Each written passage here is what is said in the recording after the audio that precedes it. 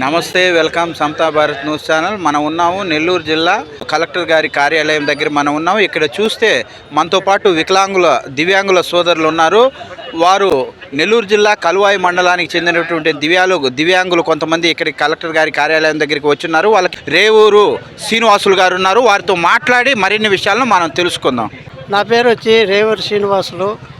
మాది కలువాయి మండలం అధ్యక్షుడిగా నేను 2002లో గూడూరు రిజిస్ట్రేషన్ ఆఫీస్ కాడ మా యొక్క హక్కుని రిజిస్టర్ చేయించుకున్నాము.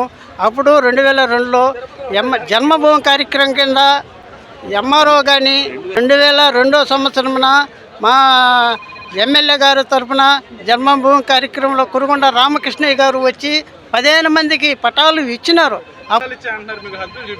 అద్దులు చూపించలేదు. అద్దులు చూపించకుండా మాకు మనిషికి ఒక పట్టా 15 మందికి ఇచ్చున్నారు.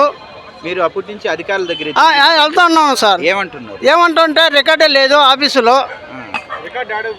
యాడికి పోయింది సార్ అని నేను అడిగితే అసలు మాకు కనపడలేదు, ఎవరో పోగొట్టేశారు అంటుండ్రు.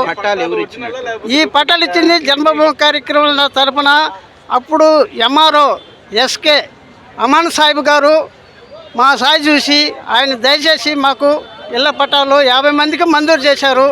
తర్వాత గత సంవత్సరం మేము పోయి అడిగితే మీకు ఇప్పుడు లేదు పోండి అని ఆఫీస్ కొంతమంది కూడా చూపించలేదు సార్.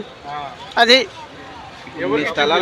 ఎవరికి చూపించకుండా అప్పుడు నుండి మేము ప్రతి సంవత్సరం కలెక్టర్ ఆఫీస్కి కానీ 2002 నుంచి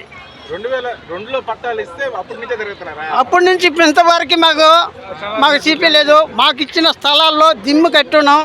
పిహెచ్ కాలనీ అని పెట్టుకొని ఉన్నాము. ఆడ కొంతమంది వాళ్ళు ఏమి ఇచ్చారు, ఏమి మాయమాటలు చెప్పారో కొంతమందికి పట్టాలు ఇచ్చిండ్రు.